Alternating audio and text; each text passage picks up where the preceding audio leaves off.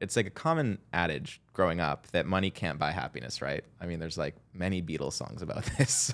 Have you considered that maybe you have enough and it might feel really good to contribute to a society that is more sustainable, more equal, and more cooperative?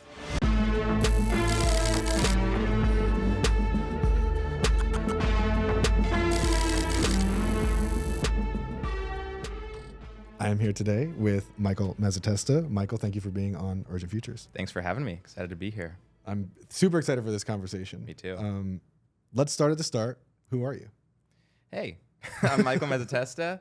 I use social media to spread ideas for a better future, and most of my message and educative material focuses on economics and climate change and the overlap between the two. So I think a lot about, how do we solve the climate crisis? How do we get out of this? And really focus on the systemic causes and solutions, which to me all boils down to economics, because that's what I'm trained in. That's the lens through which I view a lot of these issues. And so, I use social media to kind of spread what I'm learning about new economic systems, how we can shift towards a more sustainable, regenerative economic system, the cultural aspects of that, the political aspects of that.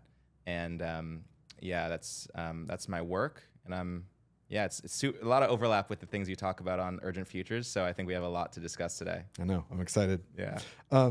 So you're an economist by training. Yes. How would you walk us through what the context? I think a lot of people hear economist or hear economics, and either their eyes glaze over, or they feel intimidated, or whatever. And yet it impacts all of our lives. How would you describe the, let's say, culture of economics to help people understand that why the work you're doing around regenerative economics, post-growth, degrowth, things like that, are, maybe shifted a little bit from the sort of mainstream approach? Yeah.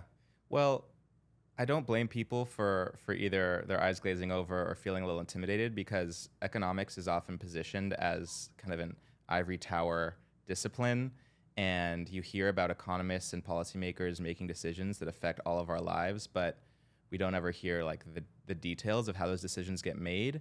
Oftentimes we just hear it's good for the economy, and we know and you don't, so stop complaining. And so for that reason, because a lot of these decisions, which are super impactful for everyone's day-to-day life, are made behind closed doors or by people with tons of academic or diplomatic experience, we don't understand the details. And there's also a lot of math, and so people, I think, maybe get a little intimidated by that. But the mainstream that you mentioned of how the economics discipline works is, it's an attempt to use mathematical models to explain human behavior, and that's why it's considered a social science. It says, okay, the way that we come together in markets and in economic interactions between individuals and businesses and corporations, there's a lot of dynamics at play. There's a lot of variables, whether it's like interest rates or prices or the volume of goods produced, all of those things. And the economics discipline attempts to explain all that through equations and charts and rules, and that's what you learn when you study economics. But the mainstream of it is really kind of based on a relatively old frame of thinking around how the economy ought to work and what kind of economic success looks like. The typical sort of results that mainstream economists look for to determine what is a good policy are, what is the overall impact on economic growth? Typically, GDP, or gross domestic product, which is something you may hear in the news and either know what it means or you're not sure. It's basically like the total amount of interactions, the total amount of volume of goods and services produced in the economy. And typically, if that goes up, economists are like, this is a good policy, right? And we've gone through many different eras of economic thinking, but the one we're in now, or you could say we're kind of at the tail end of now, is typically referred to as neoclassical or neoliberal economics, is typically under the mindset of, we should try and deregulate and remove the barriers to trade so that there's less friction and allow for more sort of volume of goods and services circulating throughout the economy. This was supercharged by globalization, which is sort of the removal of a lot of barriers to trade between countries, which allowed for the economy to grow a lot faster as a result of all of the interconnected markets throughout the world. Kind of say, hey, you could get your labor in this country where labor is cheaper, and you could get your materials over here in this corner of the world where things are cheaper. And this was all considered a good thing because it meant that we could produce more, sell more, have generate more profit, and therefore GDP would go up. That's sort of a very quick distillation of like what mainstream economists are optimizing for, with maybe some constraints of like, we want to make sure there's not a lot of child mortality or poverty or some of these social indicators. But the way that I look at it, and the way that a lot of kind of alternative or heterodox economists look at it, is, hey, this frame of thought that is super oriented towards growth and towards these more traditional economic results, maybe isn't the right framing to think about the economy anymore, because it's not really working for us anymore. You could say that during the first few decades, there were a lot of positive results, and we can debate about whether those were positive. Some would say that a lot of countries have gotten left behind and gotten exploited by globalization and neoliberalism. But I think there's a growing wave within the economics discipline of people who are saying, let's think about it differently, and let's actually optimize for things like social well-being or happiness or actual satisfaction. And it's sort of a reset of looking at economic thinking and saying, what is the point of all this? We've gotten into a mindset where we're just trying to make the numbers go up every year without really a lot of critical thought into like, why do we want the numbers to go up, and who benefits? If we're optimizing for growth, like what kind of growth, and for whom is this good? And so, yeah, these ideas that have come to the forefront of this movement around post-growth thinking or degrowth or well-being based economies are all sort of different lenses through which to attack this issue of like, how should we manage the economy, and how could we potentially do it in a way that's more humane and actually results in people's lives being better.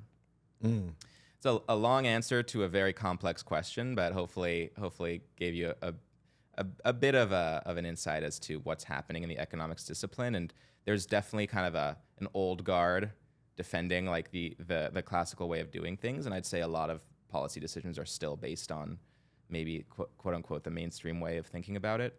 And that's not to say that everything they're doing is bad, right? Like I think there's an interesting dialectic happening between the traditional kind of thought and then this new thinking that is more maybe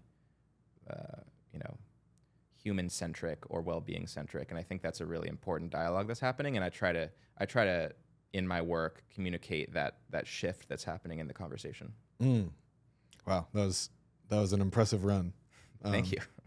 Yeah, before we get to all of those heterodox approaches, I like this framework of like steel manning the sort of alternative argument, which in this case is the mainstream. Yeah. And so you were talking about this dialectic and some of the aspects of traditional economics that arguably are working, or that you think are worthy of considering even as we're thinking of alternatives. So maybe let's open up there. Like what do you see as currently working in sort of mainstream economics that as we think about alternatives, we might want to consider kind of keeping in the frame? Yeah.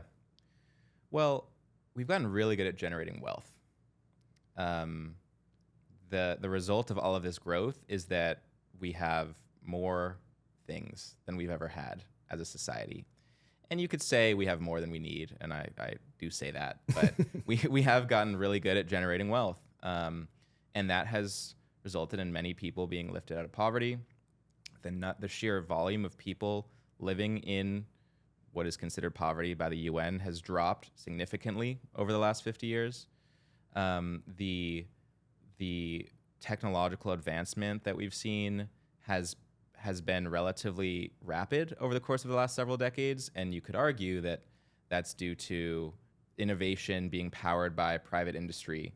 Now, I think that, again, I'm kind of getting to the second part of your question, which is, a lot of that innovation has actually been powered by government funding, and then has been sort of, in many cases, lifted and privatized by corporations. And you can say that a lot of the innovation hasn't actually come from the private sector, and I kind of agree with that take. But there's no doubt that companies like Tesla, for example, have accelerated the speed of the development of technology like the electric vehicle.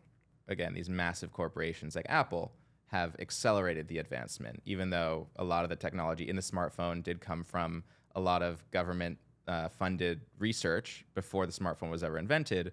Private industry is pretty good at taking new technology and saying, okay, we're going to find a way to monetize this, make a profit from it, and then based on that profit, we're going to hire a bunch of engineers and develop things faster. And technology has certainly come a long way. We can't really debate that. And I think that in many cases, for a long time, social mobility was pretty strong. You could have folks who were born in relative poverty, and if they're able to get an education and sort of figure out how the private sector works, they could potentially make a lot of money and go from a lower class to someone who's really wealthy. And those types of things have been pointed to as like the benefits of this sort of somewhat deregulated neoliberal economic system. Though, I think that the way things have been going more recently, and the reason I said that we might be coming to the end of the neoliberal era, is that people are starting to question whether these tenets of deregulation and sort of like more global trade, reducing barriers between markets in different countries, starting to question whether that's still, good for the people vaguely, and I mean just citizens of all of these countries. And we're seeing with, in the last few years, a bit of a reversal of some of the deregulatory policies of the last several decades. You could say that the tariffs that Trump imposed on China and like the trade war was sort of maybe the biggest example of like, these sort of globalized free trade policies are starting to reverse. And then Biden has come and had a lot of industrial policy that has actually kind of followed in the footsteps of that. You're seeing a lot more, maybe you could say, multipolarity forming within the global economy in terms of different countries kind of grouping together to form their own cohesive economies where they have everything they need and they don't necessarily need to go to the full global economy to get what they need. And so there's shifts happening beneath the surface in addition to just the thinking evolving around how economics should work. There's actual signals in the geopolitical arena that like we're kind of changing course. And you can also see that in our country, in the United States, there's actual income mobility, social mobility is going down.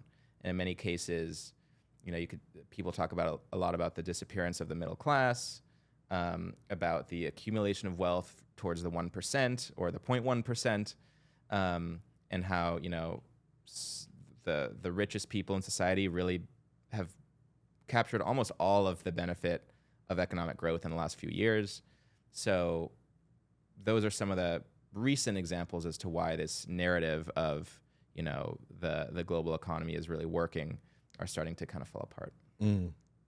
And this idea of degrowth has been around for about 50 years, but has really come into focus in the 2020s, I think connected to some of these geopolitical trends. Yeah. Let's maybe start at zero with degrowth. Like, what is degrowth? What's the thesis of degrowth? What are some of the big ideas in degrowth that people should be aware of?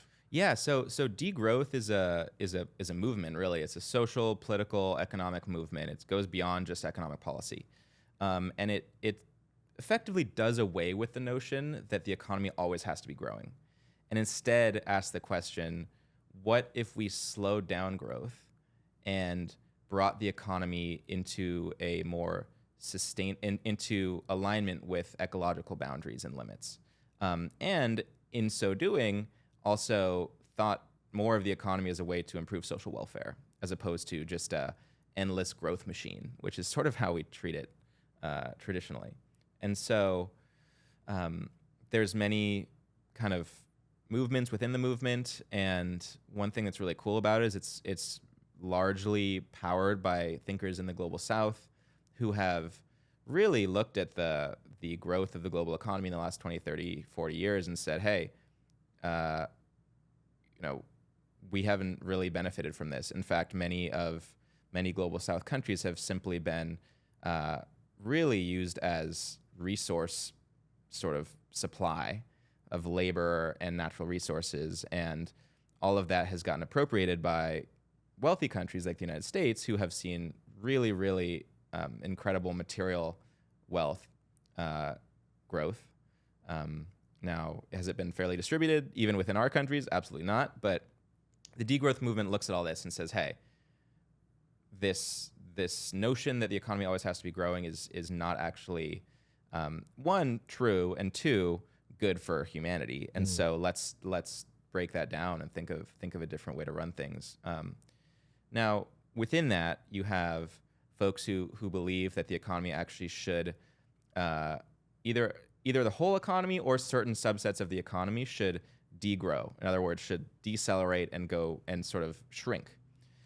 Most people within the movement would probably not say that like the entire economy should degrow, but rather that certain harmful industries ought to. So, for example, aviation, SUVs, fast fashion, and like single-use plastics, and these things that are causing meaningful ecological and social harm, we should actually call that out and say, let's use policy to cause those industries to slowly go away, because we're only harming the planet and people by keeping them going. And actually, the way the economy is set up now, all of these companies that are in the fast fashion space or in the aviation space, they have like a obligation to their shareholders to increase profit. And so we're just letting them run wild and create more and more pollution and more ecological harm by kind of keeping things the way they are. So people in the degrowth movement would say, hey, these industries are causing more harm than good. Obviously, it's great that, and there's a lot of nuance to this, right? Because, for example, aviation, the fact that aviation's growing and that airlines are having more and more, planes and more sort of routes means that more people can access international travel, and that's actually like a good thing, you could say, for social mobility and equity. But at the same time, if the entire industry is powered by fossil fuels and those are causing climate change, maybe like everyone taking a plane 5 times a year is not like a good social goal. And that's the other side of the degrowth movement, is like it really is a movement in class consciousness as well, because it's not the people who are taking 2 or 3 flights a year that are causing climate change. It's the folks who are taking 300 private jet flights a year that are contributing the most, and who have yachts and who have bunkers on an island in Hawaii or something like that, right? So there's a lot of, within the degrowth movement, there's a lot of analysis and honest sort of conversations about how much is too much in terms of country sort of level wealth, but also individual level wealth. And why do we allow certain people, the top 1% or 0.1% of society, have carbon footprints that are like 800x the typical person? Where does the buck stop, and how much is too much? And I think that's another conversation that the degrowth movement is really moving forward in a helpful way. And the last thing I'll say is that I think that the part of the reason the degrowth conversation has gotten louder and louder in the last few years is the climate crisis. Because, you could have a philosophical debate around equality and equity and how much more should the richest people have in society than the people who are, at subsistence level or below it. and what level of inequity can a society really sustain. And I'm, very, very on board with those conversations, and I think they're really important.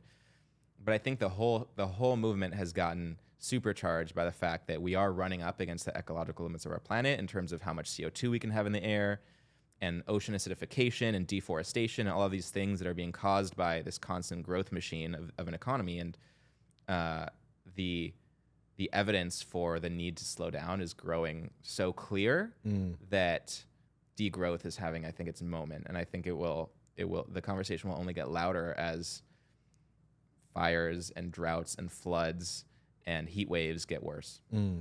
What turned you on to degrowth? I think it was my initial sort of understanding or awareness was first post growth, which is is kind of a cousin or brother to the degrowth movement, which is just, it's not necessarily saying we should ramp down these industries or we should decelerate the global economy, but just saying we should be growth agnostic and thinking about, the other goals of the economy, like social well-being, as more important than the number always going up. And that was through Donnie McClurkin of the Post-Growth Institute. He, back when, you remember the social media app Clubhouse? Oh, of course. Yeah. So I was kind of early on that app and was part of a community called Denizen that still exists, just it's not focused on Clubhouse anymore. Jenny Stefanati, the host of Denizen, hosted an amazing conversation with Donnie McClurkin of the Post-Growth Institute, and it was like a bell going off in my head in terms of, oh my gosh, we can think of economics without the growth mandate. This is so important. And I sort of dove into that and found the work of Jason Hickel, who I think is one of the leading, if not the leading voice in the degrowth movement, and his book, Less is More, I read, and that sort of opened my eyes to the whole degrowth, sort of the case for degrowth, you could say. And that was my my intro, and I've sort of gone down the rabbit hole. What insights do you draw across post-growth and degrowth? Because as you said, they're related sort of movements and bodies of ideas. And my understanding is that post-growth grew out of degrowth literature. Everything sort of sources back to Thomas Malthus, but everything sort of sources back to the Limits to Growth report in the early 70s.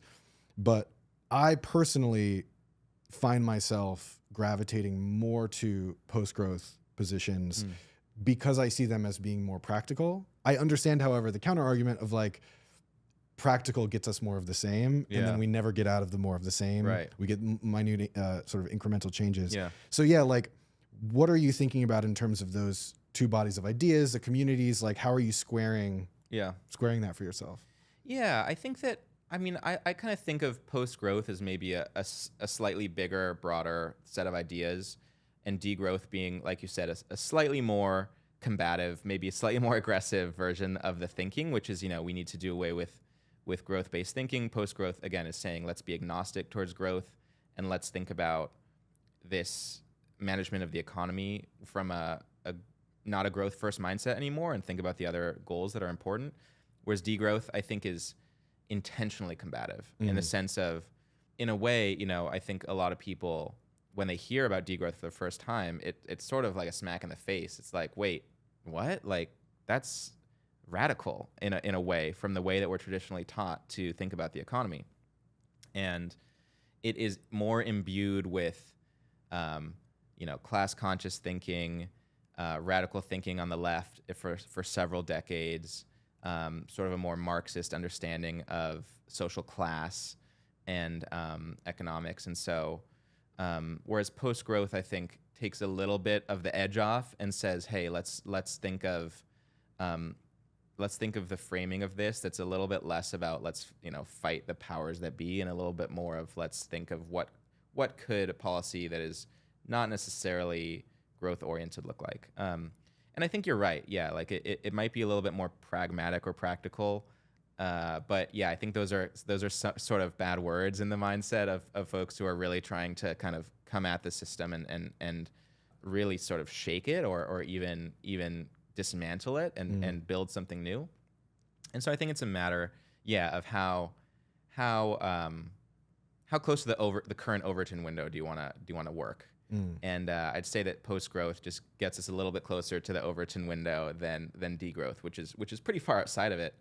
Both of them are pretty major shifts in thinking, and super important as lenses through which to view social and political issues that we're dealing with now. And yeah, I think that a lot of folks, when they hear about it for the first time, are like, especially if they're kind of, reading mainstream economic coverage like Forbes or the Wall Street Journal, they hear about degrowth, they're like, whoa, like, what's going on? This is not what I was taught I should be thinking about or prioritizing in terms of how the economy should work. But it gets into a question of like, well, who does mainstream economics really serve, right? Why is growth and why is, innovation or progress led by corporations and private industry held as such a almost untouchable holy thing in our current system, and who's really benefiting from that? Is it you? Is it me? Or as a lot of post-growth and degrowth thinkers would argue, is it sort of just the folks who have the most wealth and power in our society now, who have sort of established these cultural and political norms? And can degrowth thinking help us kind of shake out of that mental model and think about different ways that society could work? It reminds me when crypto was first coming on people's radars, whatever you think of crypto. What I appreciated about that happening is, for many people, myself included, it was the first time I ever really reflected on what the hell is money? Yeah. Like, who am I trusting? What narratives, what values? And it seems to me that at base, degrowth and post-growth are doing that for the subject of growth, which we kind of take just without any... Yeah. It's just a paradigm shift. It's a complete, like I said, ring the bell, wait. We've been sort of in this rigid mindset for so long, and it's just knocking us off the track and saying, wait, there's a whole different way to think about it. And for that reason, I think these schools of thought are super valuable. And yeah, due to the climate crisis, seemingly more and more important and valid. And I think they've always had validity before we even started to push up against the ecological limits of our planet. But they seem to have some real truth to them. Have you, by any chance, talked about these ideas with any of your economics professors at Stanford, just to see how they... A bit. Yeah. I mean, I think I was interested to hear that, one of my professors had a conversation with him about it, and we were talking about, economic policy for solving climate change and, how to regulate corporations in a different way, and sort of revealing a little bit of my political thinking in a sort of trickle, just to see how far I could go with him. And he was like, yeah, I don't think that corporations can solve climate change. That's, if you look at like how corporations are defined, the environment is by definition external, right? We call them externalities in economics. It's one of the first things you learn about. It's like, the corporate mindset and equation is, okay, you have inputs and resources and labor and costs, and then you generate revenue, and the gap is your profit, and you're optimizing for that, and you manage the business accordingly. And there's no variable in that equation that is pollution or social well-being or environmental impact or harm. And he was like, yeah, it's I don't see why we're trying to regulate or sort of use incentives for businesses to get out of the climate crisis when it's literally diametrically opposed to what corporations were created to do. We would have to flip economics on its head to have corporations be part of the solution.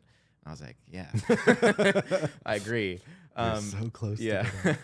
But no, he's a brilliant thinker and was like open to some of his thinking. But I don't know if he's like, shares my politics, but I think he at least recognizes, based on his deep understanding of economics, that like the climate crisis is something that mainstream economics can't really solve. So you kind of have to think outside the box. And I think that, yeah, again, degrowth and post-growth thinking are sort of some of these outside the box ideas. I've heard a lot of really interesting ideas, even including using crypto as, like the carbon coin idea from Kim Stanley Robinson's Ministry for the Future, which is based on the global carbon reward research by Dalton Chen, is super interesting in terms of like, what if you could have a separate monetary system that rewards environmental behavior or environmentally positive behavior. There's all sorts of interesting systems to solve it, but I think that the ones that are trying to work outside of the current paradigm are actually in my mind, the ones that have a shot at working, because the way that things are set up now, the ecology is outside. Ecology is not part of the economy, and that seems like a problem. And I think that's one of the most compelling reasons why some of these sort of quote unquote alternative or heterodox economic mindsets are again getting louder and louder. The drumbeat's getting louder and louder because doesn't see, even folks who are deep in it don't seem to believe that we're gonna fix it through, having corporations report on their emissions and things like that. It just feels so much bigger than something that can be done through this neoclassical mindset. And this is a bigger question than you alone can ask, but just to get your take on it is like, I know that there is ecological economics, and I know that, at least from a social data standpoint, that seems to be gaining a little bit more traction. People are a little bit more interested in it relatively. But why are economists okay with the current economic framework not including the habitability of the planet? Like that seems to kind of like fall on its face instantly. And it's hard to, as somebody from the outside who I don't have any, I don't have economics training. I don't even remember high school calculus. Like, what is it that conditions folks to be like, that doesn't have to factor in? Well, I think some would say it's like psychosis, and they're just like so deep in this unreal understanding of the world that they can't see this massive thing in front of them, which is the climate crisis, or just ignorance. But I think a more maybe compassionate understanding of it is just that social problems, especially over the course of the last 60, 70 years since the world wars, have often been solved by just saying, let the free market solve it. And I think that folks culturally have developed so much trust in capitalism and private industry due to their experience of living through the Cold War and seeing this like massive geopolitical conflict between capitalism on one hand and Soviet communism on the other, and all of this decades of evidence, but also propaganda, saying that the free market is the best way to solve any social issue. It can solve poverty. It can solve social mobility. It can solve food production,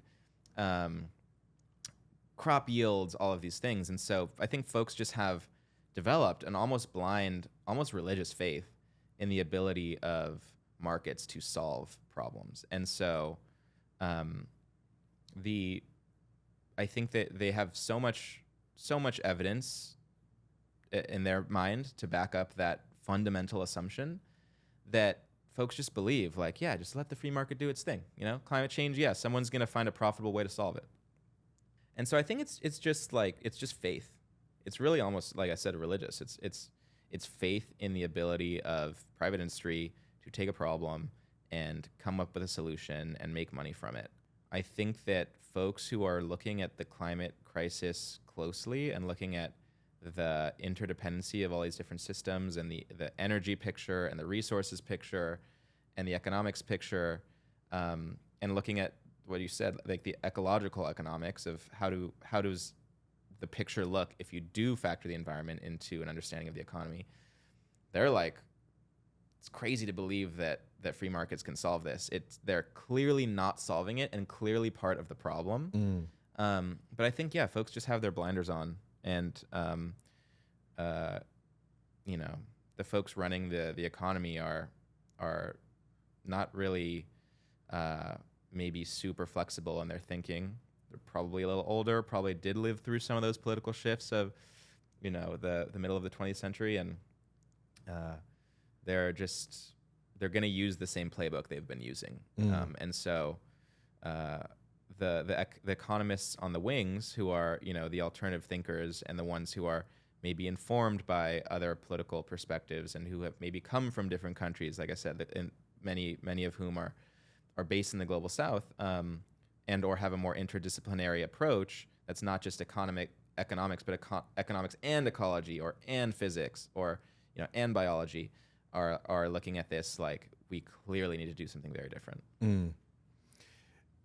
It seems to me that there's the question of how do we invite, whether you call them elites or the 0.1%, the decision makers, policymakers, how do you communicate to them and invite them into these conversations when every incentive they have is to continue sort of status quo, progress status quo? As one of the leading communicators in this field, what strategies are you seeing finding success? Well, I would start by saying that we don't necessarily need them, in the sense that if we're going to change the system in a way that doesn't benefit necessarily the folks who have accumulated so much wealth based on the way things are now, that the thinking of like, how do we bring them into the fold, can, I think, maybe slow down the changes that need to be made, in terms of maybe they just need to deal with the fact that they're going to have less wealth, and that we're going to need to change the way that wealth accumulation happens and the way that it's distributed. So, I would caution against necessarily thinking that we need their support, because then it can water down maybe the policies that need to get implemented. That said, they are super powerful and influential, and having all of them, or at least a few of them, on board is probably super helpful for funding and for kind of getting these arguments into the halls of power and into like the closed door rooms where decisions get made. And I think that this is where we get into more of a cultural conversation around like, what is this all about? It's not just about who has the most money and who has the most commas in their bank account, right? It's also like, what sort of society do we want to live in? And what do we actually need to be happy? And I think that we all talk about, it's like a common adage growing up that money can't buy happiness, right? I mean, there's like many Beatles songs about this.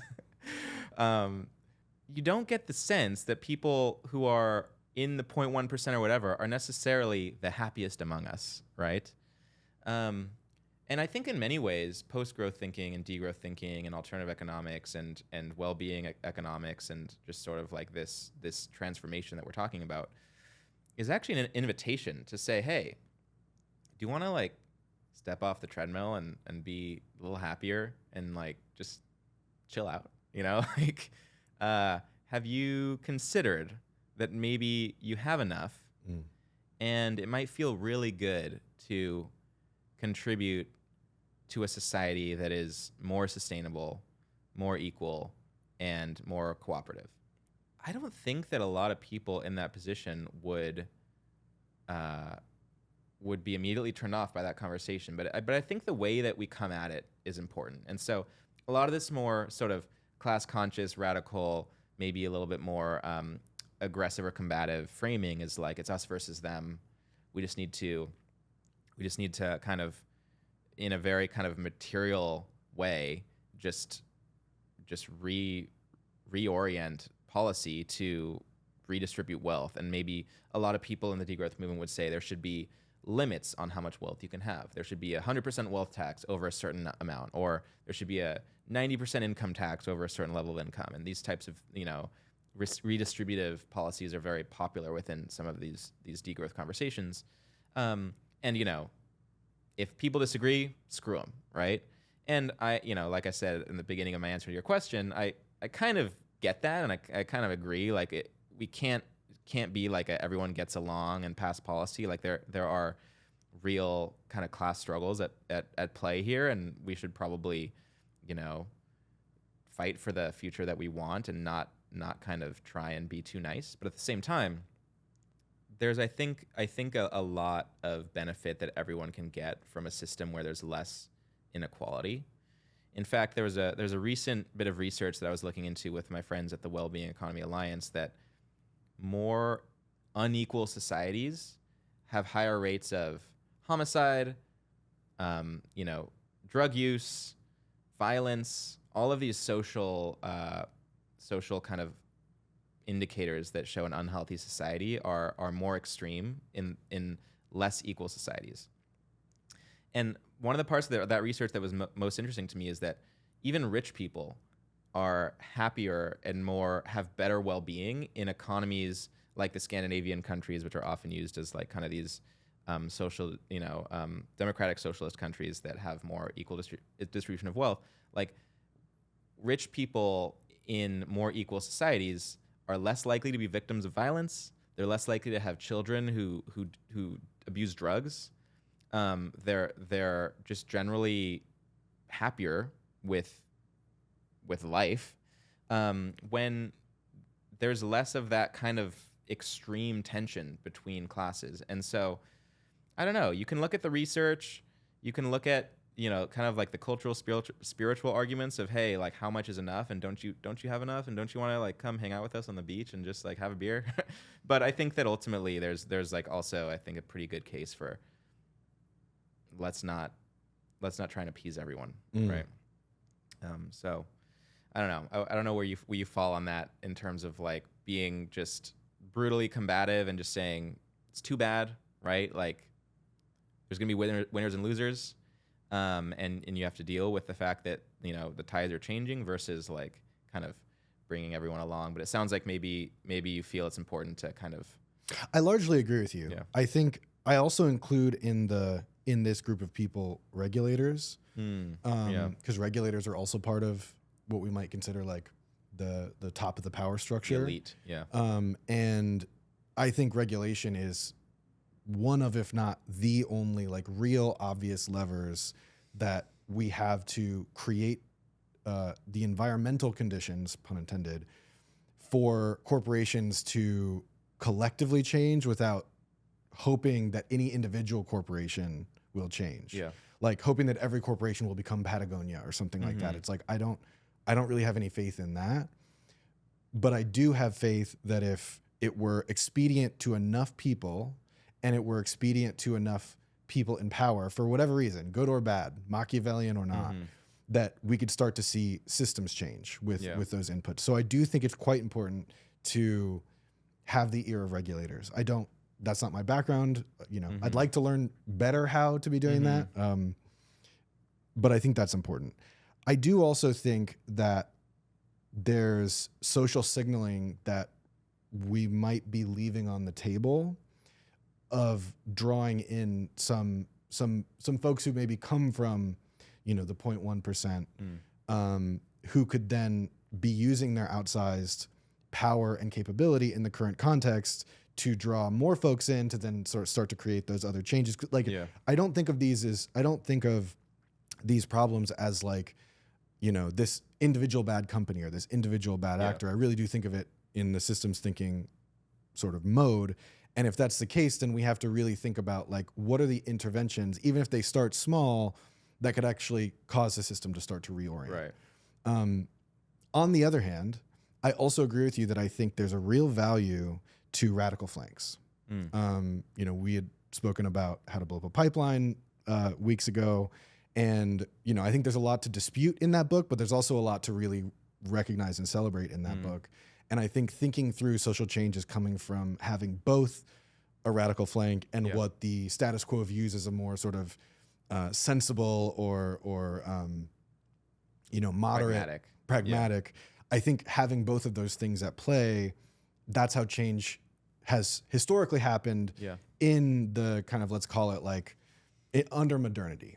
And so if we're looking at that as being the sort of how we think of success, then I kind of think it's both. Kind of getting to your earlier the sort of earlier points you were making about degrowth and postgrowth. It's like we actually need both. It's not that one 100%. Is better than the other, but we need both. And I think the same thing applies in terms of like on the one hand, we need to like barrel forward as if no elite is joining the cause.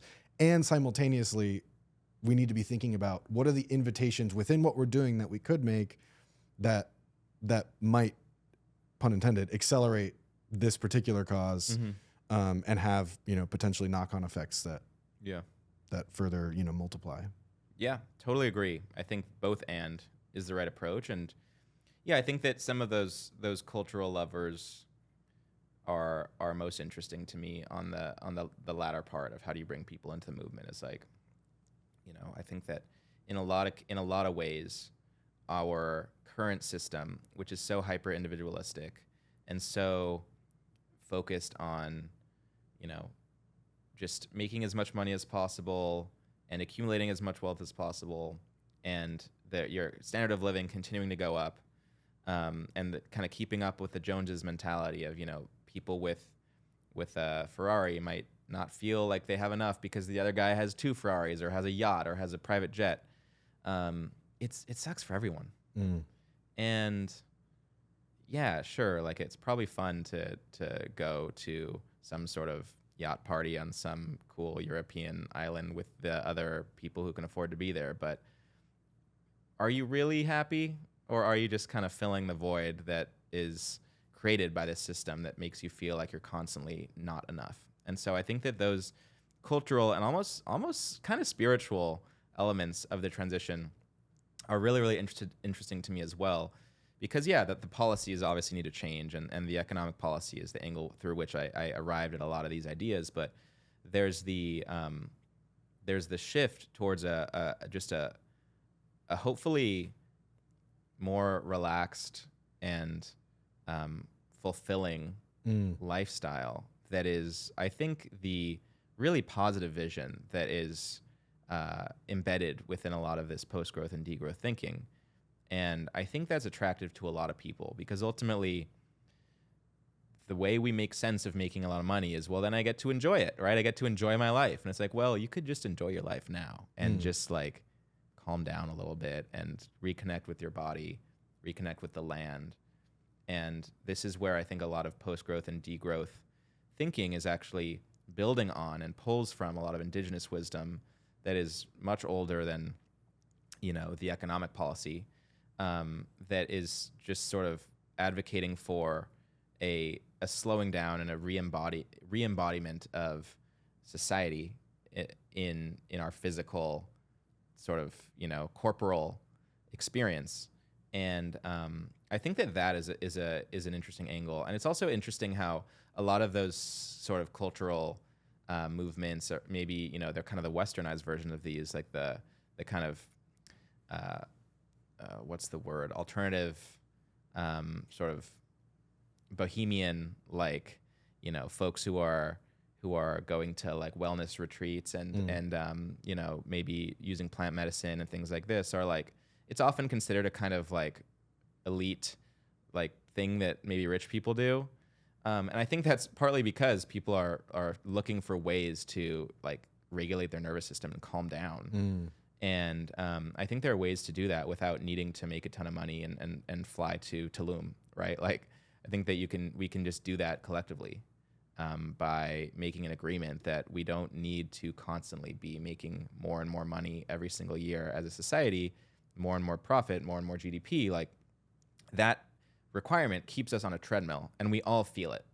And we're all sort of just racing faster and faster. And so I think that in some ways there's a way out, which is just to think more sustainably, and that will have implications for economic policy, but I think it'll also impact our culture and the way that we treat each other and the way that we treat ourselves. I love that.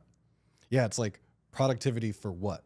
Exactly. Like, why does productivity matter? Productivity can certainly matter for things, but not even bothering to ask yourself why, that to me feels like, I mean, that was a big part of the wake up for me. Was I had been working in various capacities in technology where progress narratives are like the bread and butter. It's like you're always kind of horizon. It's always, the better world we're making, and a lot less attention to like, well, what would be the better version of the world now? Yeah. Are you interacting with folks in technology at all, and how are Yes. they responding to all of this? Yeah, I mean, my career kind of started in technology, actually. I didn't arrive at some of these ideas that I'm now kind of educating on and communicating about until really 4 or 5 years ago. And before that, I studied economics at Stanford, went straight into working at McKinsey, the big global consulting firm, which many people say is, one of the driving forces behind neoliberal capitalism. And so I wasn't really thinking super critically about a lot of these things. And having those experiences helped me see the nuance of like, okay, not everyone at McKinsey is evil. In fact, most people are just there because it's a good job, and they're trying to make money, and sort of there's that kind of treadmill element there. And then worked in technology startups for 4 or 5 years. That's where I started to get more into like impact entrepreneurship and looking at how does a private company with the kind of a double bottom line work in terms of, we want to grow and make profit, but also we want to have an impact that is positive towards society. And so I tested out, like, is that possible? And learned a bit. And as a result, a lot of my friends, first of all, because that's where most Stanford people go, and second of all, because I was in the industry for a while, a lot of my, network, at least early professional network, is working in technology. And I have a lot of conversations with them about some of the ideas that I'm thinking about now and sharing now. And I do feel like there's that almost mythical religious aspect to a lot of technologists that's like, okay, we can solve this with technology. There's going to be some magical CO2 zapping vacuum that gets developed that is just going to save us, and then capitalism is going to continue, no problem. We're all, it's just gonna fix everything, and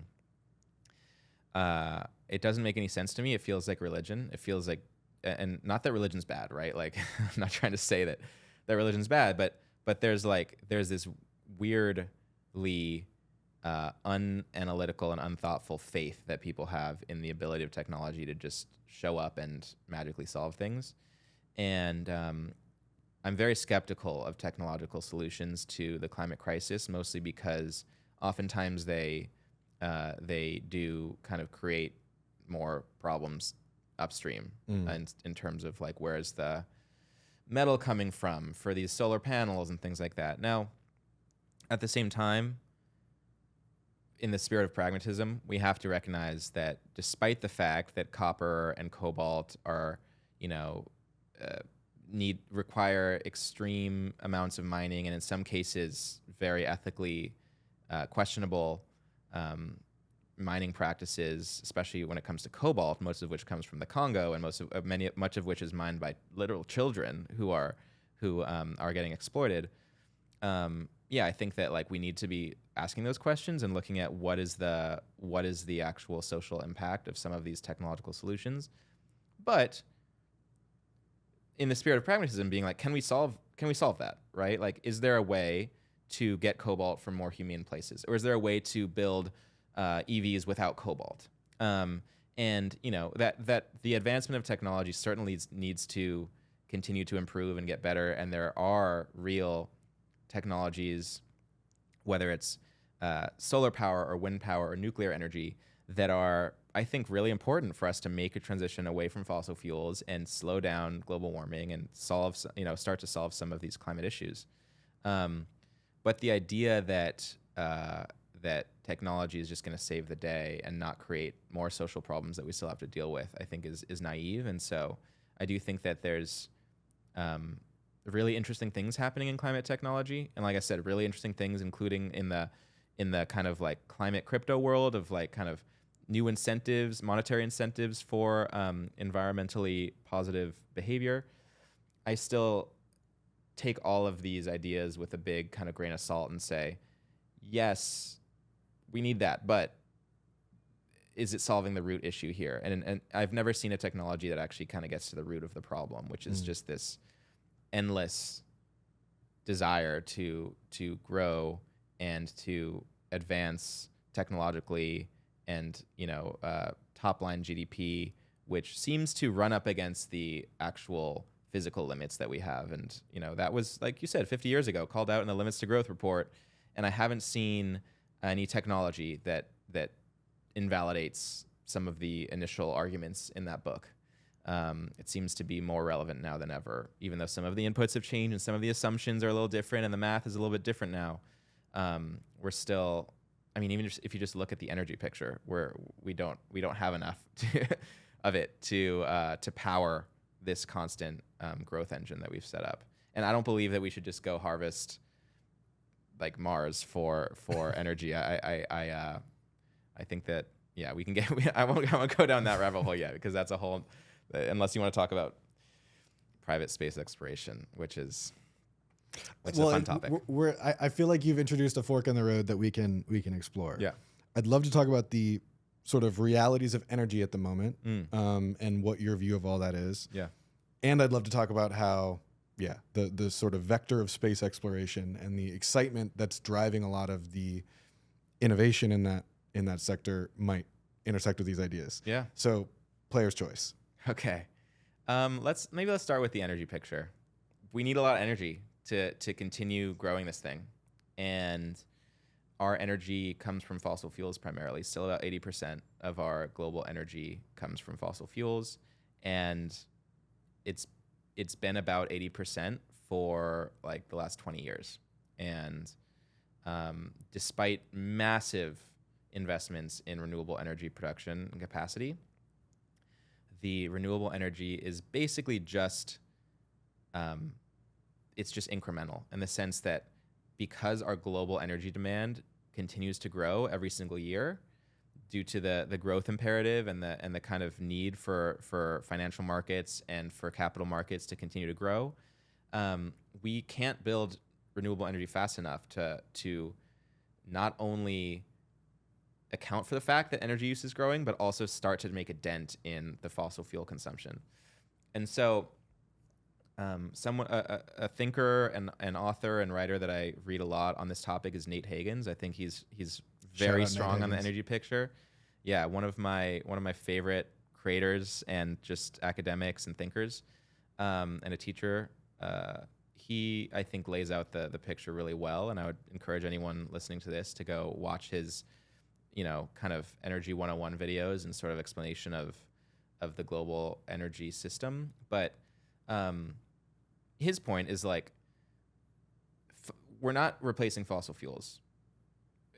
We can start to make dents in fossil fuels with renewable energy, but it's not going to be able to grow fast enough to keep up with the growth of the global economy. And so, that's a pill we all need to swallow.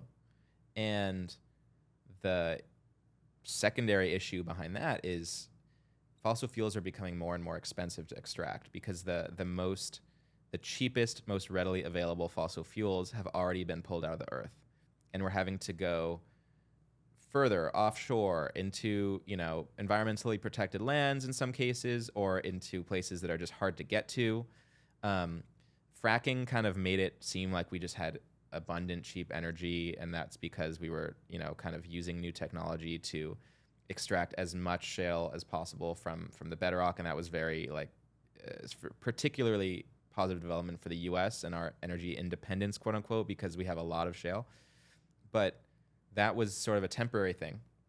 Right, it's the literal bedrock. Yeah, that's the end. Like we can't get more out of it once we frack, and so that boom, which kind of powered the last several years, over a decade of like U.S. energy production expansion, is a short-term thing. And if you look at it in terms of year over year, it doesn't necessarily look that like there's going to be too much of an issue. It's like, okay, we're constantly finding new oil fields and kind of extracting from them. But if you look at next 200 years, next 500 years, we don't have the oil to kind of continue this amount of energy output. And the idea that renewable energy and nuclear energy can replace all of that doesn't seem to add up either.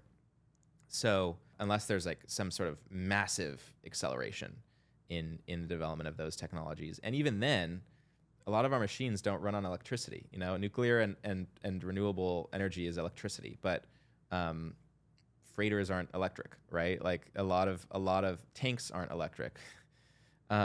Just there's a ton of energy usage that's not electricity, and so what are we going to do about that?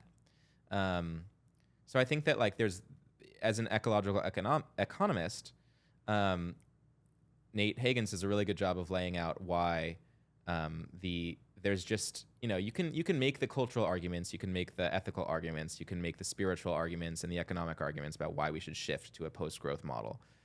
His point is there's a material constraint that we're running up against, and we're gonna reach that constraint soon, and that's gonna cause a massive sort of, he calls it the great simplification, but I think of it as just a massive reckoning as to like how we think about financial markets, how we think about growth, and really ultimately how we think about technology and advancement. Because he would say, we're going to have to shift towards lower tech solutions because we're just not going to have the amount of energy that we have now. We're in an incredibly energy abundant period, and that energy abundance will come to an end at some point. And it makes sense when you dig in, and I have into his argument. So I think that is sort of you can forget about the ethics and the philosophy and just look at like the material reality, and say, okay, yeah, there's a kind of just material reason why this growth era is going to have to come to an end. Yeah, we stand great simplification at Yes, Urgent Futures. indeed. Huge influence. And I love the way he talks about, like, the great simplification is either a thing that's going to happen or a thing that we ramp into. Like the idea that we'll wake up to this reality and begin to implement changes culturally, individually, et cetera. Yeah. Or it's going to happen to us, probably Right. in the form of inflationary shocks. Yeah. And I think about what it might mean. I was reading the other day that food in general, the cost of food have gone up just shy of 26% since November of 2020. And in some sense, that's all you ever hear people talk about right now. And maybe that will change. I tend to think it won't.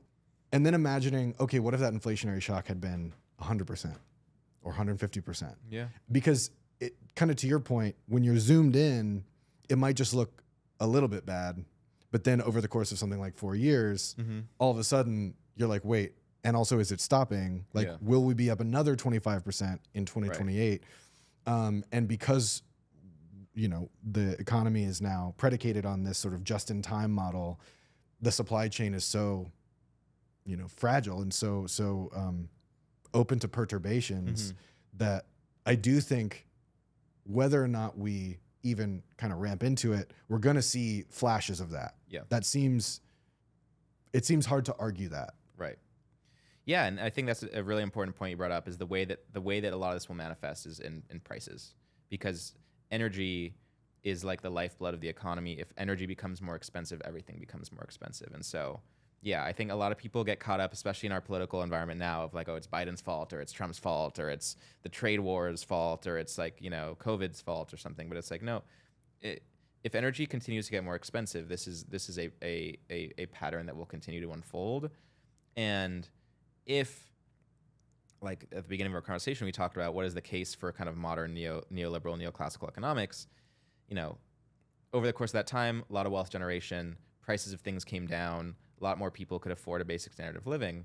But if the material reality is now shifting into a world where that's going to start to reverse and prices are going to start to go up again and standard of living is going to get more expensive, social mobility goes down, it's like, where do things sort of start to break, or like you said, bend? How do we start to kind of adapt to this post-energy abundance world? And I think that is just as compelling as any of a reason to start to think about post-growth. And I think Nate typically says, like, degrowth is what should happen, but post-growth is what will happen, in the sense of, I don't know if he believes, and a lot of people, like, probably the main critique of degrowth is that it's just not politically palatable. Ezra Klein talks about this a lot. He says, it's not politically realistic to expect people to accept a reduction in material conditions. Everyone wants a more prosperous life. Now you could say degrowth is not going to involve a reduction in prosperity. It's just going to be maybe a change in the way we think about prosperity, and that's where the cultural stuff comes in. But there is just, if there's less output and less GDP, there's just, there's less stuff moving through the economy. And Nate's point is like, yeah, that's what we should do, right? Like we need to do that, but because it doesn't seem politically possible that like a degrowth platform gets elected to the lead these super powerful geopolitical entities like the US and China and European countries and Russia and, you know, India, all of these countries that kind of are driving the economy forward, then we're just gonna have to realize at some point that we're gonna be in a post-growth future, whether we like it or not. Yeah. Whether we go to space or not is maybe a small issue within that, but I do think that there's this, like, you know, when I talk on social media about the material pieces of it and the fact that, you know, we don't have enough maybe certain types of metal to power this renewable energy transition, or we don't have enough oil to power like this era of energy abundance for another 100 years or more, people start to say, well, you know, let's just like mine the asteroids and go to Mars, and, you know, that's ambitious, and I kind of like, I like the I don't know, optimism in the sense of, yeah, but like, at what point are we just gonna accept that we are constrained materially by the planet we live on, and maybe the surrounding planets too? Okay, Mars, all right. At what point does it stop? Like, the solar system only has so many resources in it, and yeah, I like it when people say, oh, let's harness the power of the sun, let's use nuclear fusion, all of these things. Like, yeah, you know, cool. I'm not like opposed to new technologies and interesting solutions, but it's using those as a way to escape the fact that we are like physical beings living in a physical world that has a limited amount of resources. It just feels, yeah, like I said, like a strange form of modern day religion that isn't grounded in reality, and I prefer to stay grounded in reality. Boom. Okay, shifting from space travel, and however foolish it might be to assume we could mine asteroids, nuclear energy is very buzzy right now, or rather very buzzy again. It kind of comes in waves. What are your thoughts on nuclear energy and how nuclear energy fits into this picture? I think that nuclear energy is a really impressive and important technology that should have been advancing a lot faster over the last several decades, in my opinion, because it would have allowed us to make a bigger, you know, as we described, the kind of growth of energy output. It would have enabled us to transition away from fossil fuels faster. Instead of 80% of our energy coming from fossil fuels now, it could be 75, it could be 70, it could be 65 if we were really investing heavily in nuclear energy over the last several decades. Unfortunately, due to sort of the cultural backlash of events like Chernobyl and Fukushima and some of these like headline news meltdowns, people really wanted nuclear energy to stop being developed, and unfortunately, the historical record shows that a lot of that hysteria was not super grounded in reality, in the sense that some people have died due to some of these meltdowns, but the safety of nuclear is actually much it's a much safer technology than combustion fuel, especially if you factor in deaths from like air pollution and things like that. So I think that it's unfortunate that we haven't been investing more in nuclear. I think it's like really impressive what we've built on that front. Like, those are the type of technologies that make me feel like a techno optimist for a moment. It's like, I went to a nuclear lab a few weeks ago that invited me to visit, and I was like actually super impressed by just the whole ordeal, like the people working there, the facilities I got to see. Like, it's just really impressive stuff, and the high-tech nature of it just made my sci-fi brain kind of like activate and be like, wow, this is the future. But unfortunately, we didn't make those investments. Nuclear energy has not really been really growing over the course of the last several decades. It is starting to have a bit of a buzz and resurgence now, and I think, you know, better late than never. But people who believe that it's the solution to all of our problems are fooling themselves.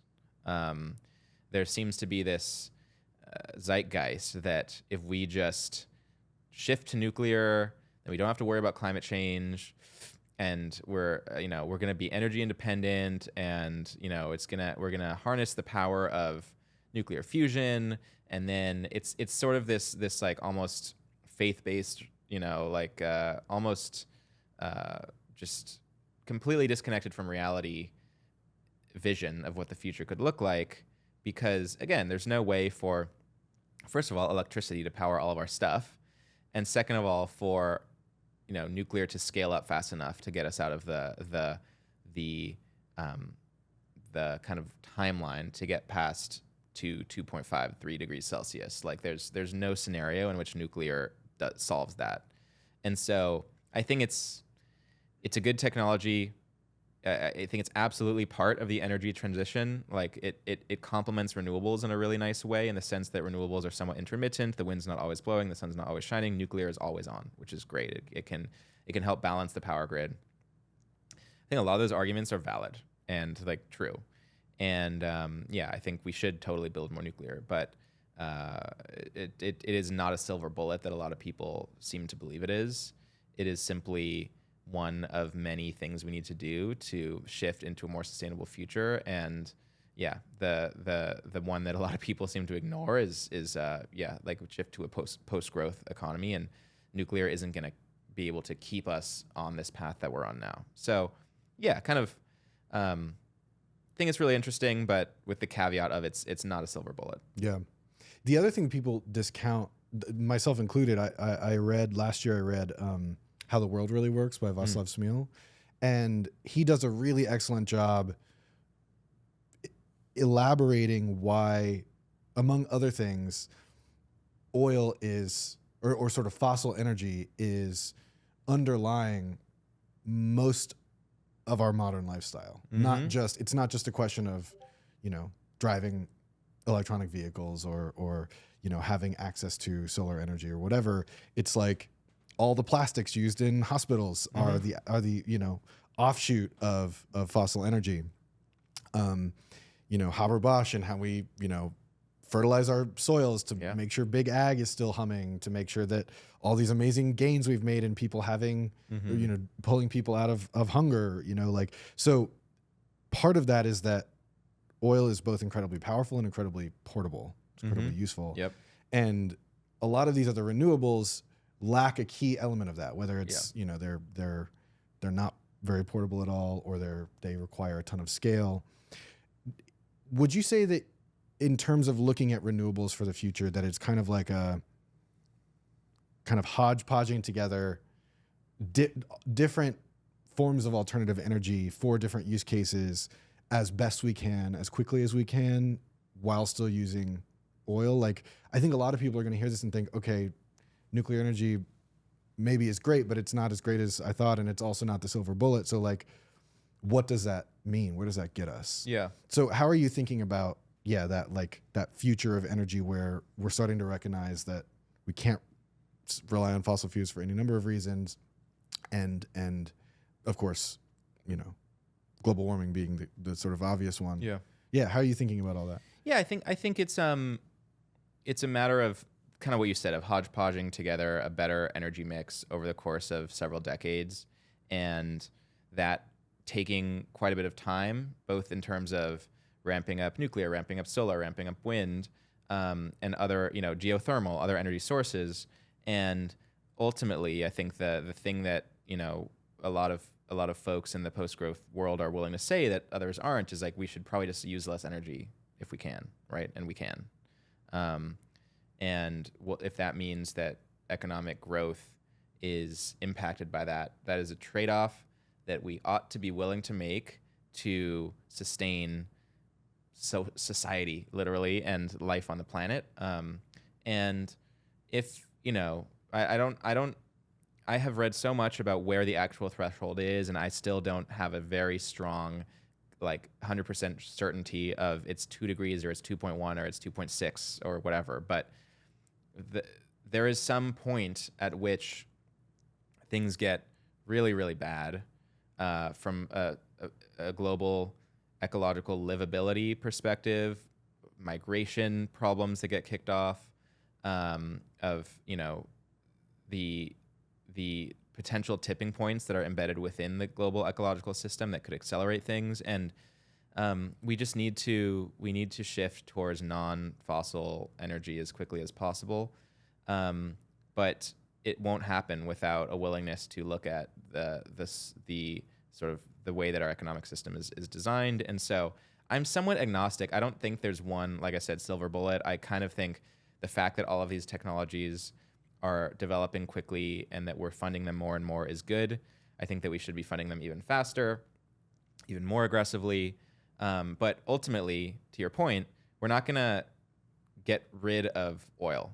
But we are going to start to run out of oil. And so how do we take the existing oil supply and use it most effectively over the course of the next several hundred years instead of the next several decades, both to avoid ecological harm and potential, tipping points, but also to simply like allow society to transition. And eventually, I believe that we could eventually have like freighters that do run on alternative forms of energy, but that's going to take a long time. That's not next year. That's not next decade. And so if we're going to allow for the time that is going to take to make that energy transition, then I don't see a way to do that without having a conversation about economic growth. And do we need companies like Zara to grow quarter over quarter? Or is there something that we can do to take a little pressure off of the global financial and economic system and the global monetary system to say, okay, we can remove some of these systemic barriers that are causing this global energy hungry economy to grow every single year and like almost that it's forced to grow. And I don't see how folks are able to have the conversation about the energy transition without being willing to talk about growth and about just the general financial imperative of the global economy to continually be advancing, or to use a more negative word, kind of consuming more and more. So I think it's both and all of renewables, post-growth policy, potentially more sort of, this is the more controversial one, but should we be putting like caps on the amount of on the levels of consumption and the levels of wealth that people can have, which I personally support, because I think that has cultural downstream effects of like, what does our society deem is enough? And yeah, I think that like everything should be on the table, including what seems to be this super like ideologically protected and almost sacred idea that the economy always has to grow. I think that needs to be on the table too. I mean, we even have an example that many people reference as like a golden era of America, which asterisks across many different words and ideas there. In the post-World War II period, there was a very high marginal tax rate. And during that time, a lot of the innovation we point to and the research labs, like all of that comes because companies were like, well, I can just get taxed, or I could put that money into research. And then that at least, and like, so we can do some of these kind of like, moonshot type of modes. We can do this type of moonshot research because otherwise we're gonna have to pay it in taxes. And so even that, where it's not even that necessarily the taxes were going back into the public, but rather companies were being incentivized to recirculate the wealth. Exactly. Yeah. And that comes from a period of time that nobody would look back on and say that wasn't capitalism. It wasn't neoliberalism, but it wasn't. But it still was capitalism. Yeah. Do you think? What are your feelings on capitalism? Like, do you think there's let's imagine your ideal future. Does capitalism or do capitalist policies or ideas still play a role in that future, or do you think it's kind of always doomed or destined to become like what we're seeing under neoliberalism? I think due to my research into the New Deal era, you could call it, and sort of what it looked like when there were more progressive tax rates and there was a sense of a bigger sense of social responsibility and social equity stemming from the collective, fight we all went through in the world wars and in the Cold War to sort of say, hey, we're all part of this society together. It was much less individualistic, and it was sort of like capitalism for the advancement of society and for the collective good. I'm like, yeah, hey, that seemed a lot better. To answer your question of whether capitalism is part of my ideal future, I mean, it depends how far out into the future we go. I do think that the ability of markets to distribute responsibility among multiple actors who are all kind of optimizing for their own individual benefit is a super powerful and I think, really, really valuable aspect of quote unquote capitalism. And I wouldn't move towards a system where those decisions are being made centrally or those decisions are, being regulated. But I do think that capitalism, unconstrained, creates a ton of social externalities and problems, and that's kind of what we're seeing now. And so I do think that capital markets definitely play a role in the ideal future that I envision. But I think that we, from a regulatory perspective and a cultural perspective, hopefully make a shift towards recognizing the harmful consequences of unconstrained markets to solve everything. And therefore it would be using markets in situations where we actually want the markets to do their thing, and then recognizing areas like the maintenance of the ecological system where we need to have guardrails in place and also potentially set up completely new economic systems, whether it's a second economy for financially rewarding ecosystem services, or it's just a redistributive welfare programs or things that kind of keep people above a baseline standard of living that are not capitalist at all, but seem to be necessary additions to the current economic model. And so, I wouldn't say we need to like erase capitalism, but it certainly needs to change and be constrained meaningfully from the way that it is articulated now. I love that. You also, we've talked a lot about the economist hat, but you're also a communicator, and that's this critical role you play in this ecosystem. One, how did you get started doing that?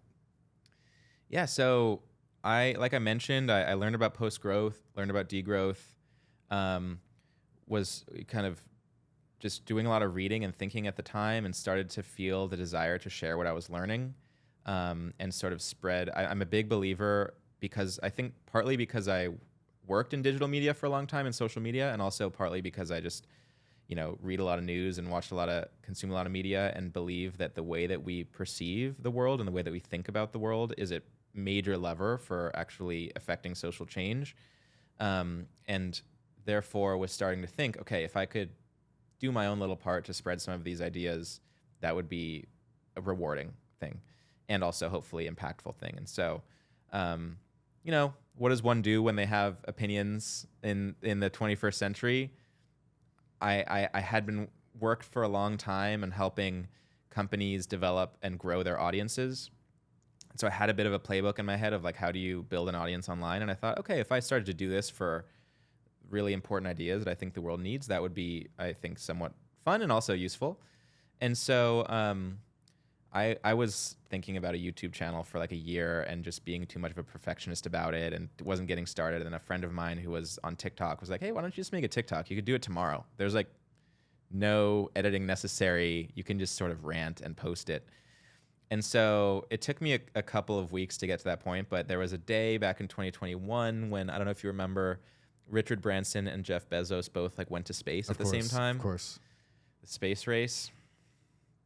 And I was just really, really annoyed with the media coverage of that event, and it kind of just stewing in my apartment, thinking oh, I just don't, I don't think that the narrative is right, and I think that private space travel is not the solution to all these problems. And so that was the motivating moment for me to get on a TikTok and just make a quick rant about private space travel, and the way that the way that these billionaires are framing it as like A, saving the world, and B, hey, we're giving away a ticket for anyone to go to space. So we're being like socially equitable about it. It's just like, no, this is like like highly consumptive tourism for rich people. Then that's not, call it anything else. And that was my foray onto TikTok. And it just had this moment where thousands of people watched it. And I'm like, oh, interesting. Like, people want to hear what I have to say. I have more to say. And so over the course of the next, few months, started to make a habit about taking the things I was learning. And in that case, it was just pure, like, I had an opinion. I had to get something off my chest. But in a lot of cases, it was, I'm reading a book, whether it's Donut Economics by Kate Raworth, or Ministry for the Future by Kim Stanley Robinson, or I just have been thinking about post-growth economics, and here's like a basic intro to it, and started to kind of make a consistent effort to post those things on TikTok, and then over the course of the next couple years, started to post them on other social media platforms as well, primarily Instagram these days, but that was sort of, it just all sort of started organically, interestingly, due to me just being angry one day in my apartment and needing to get something off my chest. But once I realized people were listening, I started to take it more seriously. And now there's a undeniably large audience of people interested in these topics. And so I'm very grateful to have the platform to continue to share these concepts and just get the word out. Mm. When you say you started taking it more seriously, like, what does that mean? Oh, like just making a goal to like post something every week, carving out time from the job I had at the time, and then other things going on in my life, and just being like, no, it's very important to me that I put something out each week, and if that means sacrificing, staying up late certain nights, or just like missing out on some sort of social plans, like it just taking the responsibility on as this being important and wanting to be consistent with it. And so just sort of making it almost a requirement for myself to continue to spread the word, which, it can be taxing at times. These algorithms always just want more content, and you have to kind of keep on coming up with good ideas. And it can be hard, but it also is super rewarding. And I'm very grateful to have the platform. Mm. Yeah. For the very first episode of the show, I spoke to Taylor Lorenz. And one of the things we talked about was creator fatigue, creator burnout. Yeah. How are you keeping that balance in mind, where it's like you want to be continuing to foster that community, share these ideas, but also hopefully not, experience burnout as you do it? A couple of things. One is that I find that if I'm doing a good job at always consuming interesting content, whether it's a book, a podcast, a lecture series, then I'm always kind of I'm just intellectually curious and sort of, inquisitive person. And so if I'm always being inspired by something, it makes it quite a bit easier for me to keep sharing. And so I just have to be good at like continuing to carve out time to read and watch and think, which makes it feel like a really generative and fun process for me to kind of keep sharing. But two is just realizing that like I can't let the always on infinite hamster wheel of social media like control my life. And so in the last year, I've started to just take breaks, take a month off. And super important for me to do that sometimes. And it's hard because you really do see your viewership and your engagement just tank when you sort of take a break. But what's the price of happiness, right? I think similar to the cultural question we have around post-growth, it's like at what point is your happiness and just general mental health more important than this kind of keeping up with the no stop pace of the world and the economy and social media today? So I think I need to, in a way, it's me practicing what I preach of kind of slowing down a little bit and taking time with it. And then when I come back, I find that the videos are a lot better because I've taken that time off. So I think that's for me what I've managed to do, how I manage it. Yeah. I can imagine that because what you're sharing includes big ideas that you believe are urgent for the world, that it makes some of those decisions ever so much slightly harder than if like Yeah. you're a sneakerhead doing unboxing. No hate to sneakerheads. Yeah. But like, I can imagine that maybe you feel like a responsibility to keep that kind of, to stay on the hamster wheel, you know, so that the ideas keep kind of pushing their way into the world. A little bit.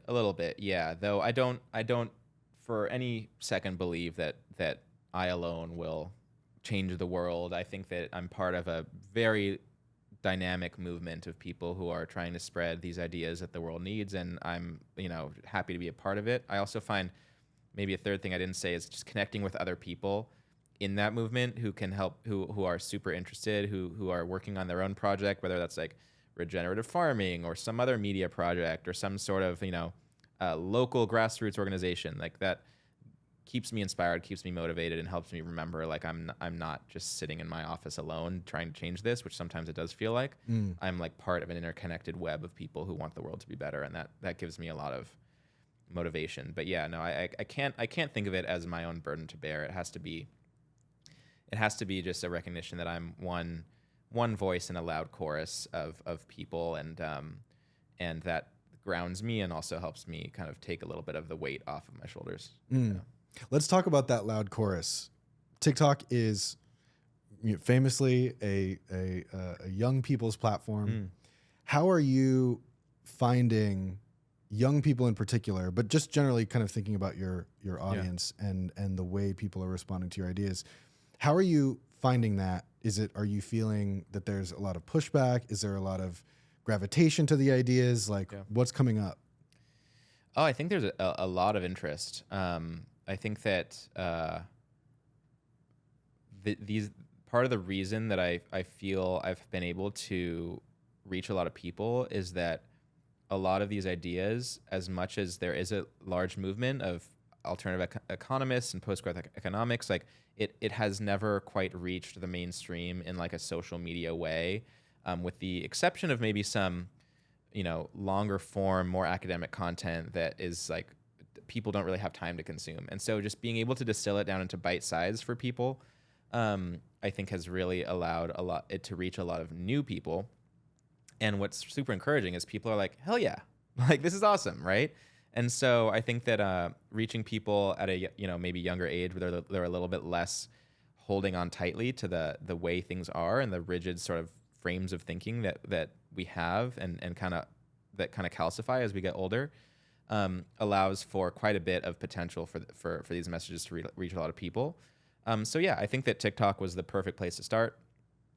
I think that young people are really interested in ways the world could be different. I think on TikTok and on social media in general, there's sort of a common understanding among young people, or it's almost like a meme that capitalism is bad, that, you know, the economy is sort of leaving them behind, and that, you know, we all do feel this effect of like kind of being on a hamster wheel, and not just because you're creating on social media, but just by living in this economic system today, it feels draining.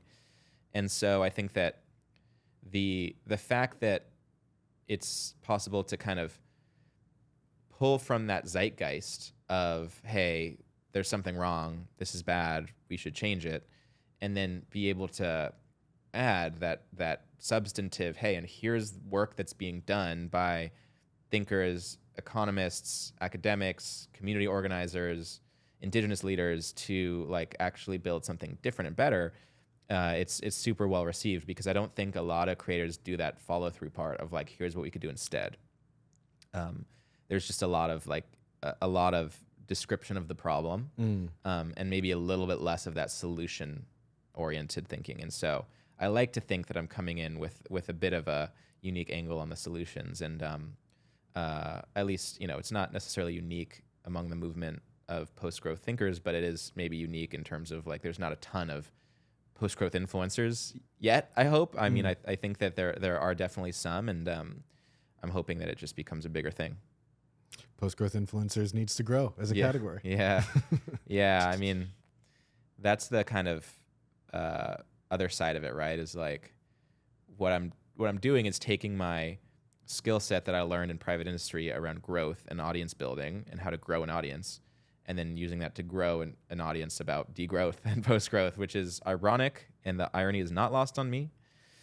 But you know, we're in a world where ideas need to reach people in order to get into people's heads, and so if we can sort of jujitsu our way into kind of taking the way things work now and flipping them and getting the right ideas into people's feeds, I think it's worth it. Even though, you know, I won't really argue with anyone who points at the irony of what I'm doing. I'm fully aware, but it is, we kind of gotta play with the tools we have now. So that's at least that's my version of pragmatism.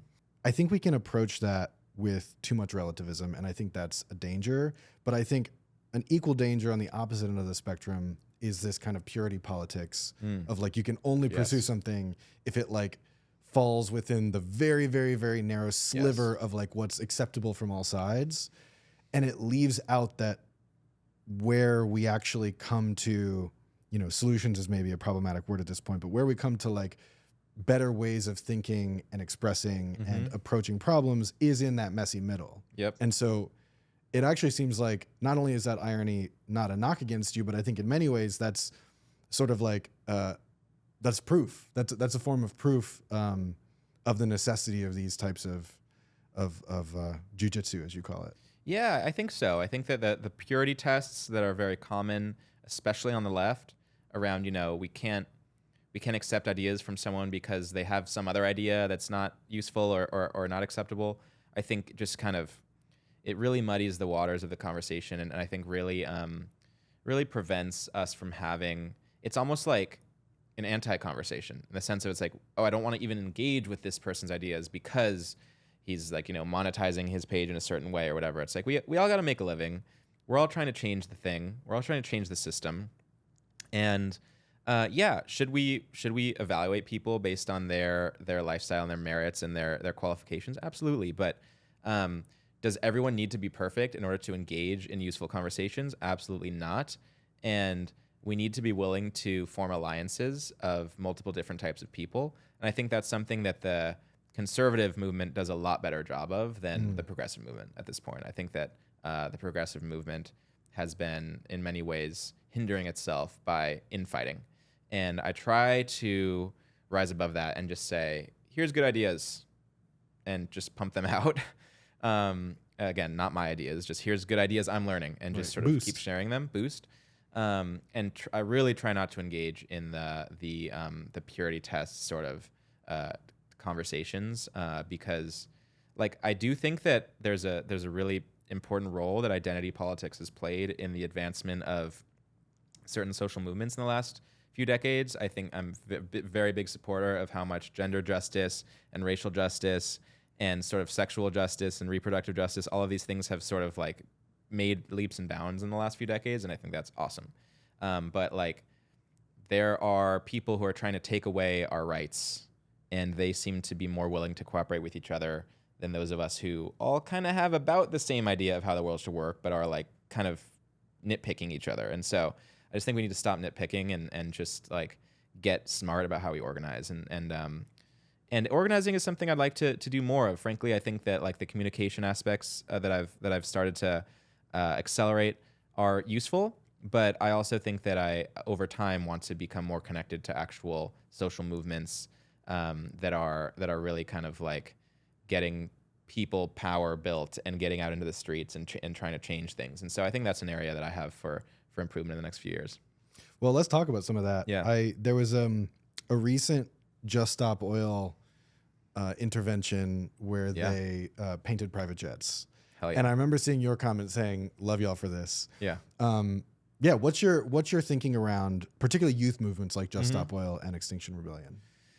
I love them. I think that they're super important. They're incredibly powerful, especially Just Stop Oil recently with all of their super visible injections of climate into different conversations that are maybe not, thinking about climate at the time.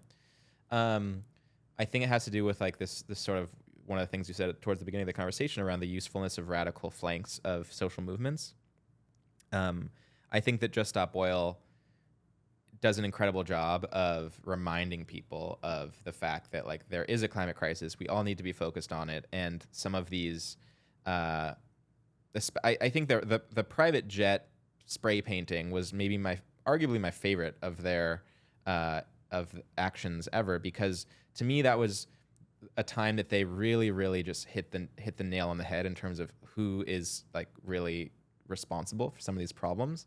I'm not saying that people with private jets are the sole reason that global warming is happening, but it is a symptom of a society that is focused on that allows for almost levels of consumption with no limit, and it is pointing the spotlight on the 0.1% as opposed to what a lot of climate conversations do, which points it at everyone and says we all need to recycle more and drive less and fly less, and yeah, sure, some of these lifestyle changes are important, but like the carbon footprints that are really alarming to me are the ones of very wealthy people who are flying around on private jets. And so the fact that they went and did a thing that points the light at that, I think is brilliant. And they did it right after spray painting Stonehenge, which caused a massive media blitz. And unfortunately, the head of the Labour Party, the new Prime Minister of the UK, Keir Starmer, was like, we need to prosecute them with the full extent of the law. It's like, this paint washes off. Yeah.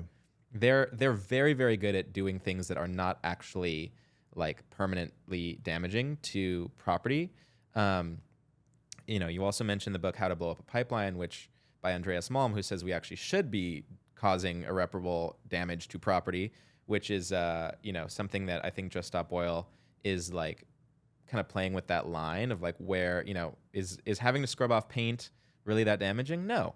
Does it cause media mayhem? Yes. Does it cause us all to talk about climate change? Absolutely. Does it rub a lot of liberal people the wrong way? Totally. But they're creating a radical flank for the climate movement, and I think that the fact that they might show up and bother you is a real material threat that the climate movement has been lacking for a lot of time, because just conversations about policy don't seem to be cutting it. And I think that people in positions of power need to feel like they might be a victim of some of these more radical sort of wings of activists. And there's one called Climate Defiance here in the US that is doing an incredible job of that. They're showing up at politicians' houses, they're showing up at meetings of banking executives, and they're like harassing these people. And they're not physically attacking them, so they're not like causing any real like violence, but they're making some of these people's lives worse, right? And I think that the threat of real consequences needs to be a part of any social movement. And I think that Just Stop Oil and Climate Defiance and Extinction Rebellion are doing a great job of establishing that threat. And I think they're necessary. I agree.